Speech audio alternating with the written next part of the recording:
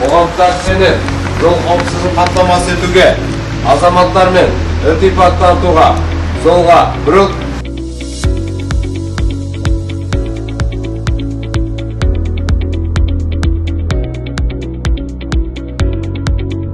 Ағымдағы жылдың қазан айының 16-20 күндері аралығында республика көлемінде ішкі істер министрінің нұсқауымен құқықтық тәртіп жедел профилактикалық іс-шарасы өткізілуде.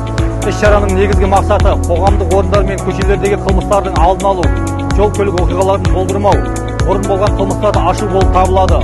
Құрметті Түркістан облысының қонақтары мен тұрғындары, қоғамдық орындарда және көшелерде автокөліктерді басқару барысында тәртіп пен заңдылықты қатаң түрде сақтауды сұраймыз.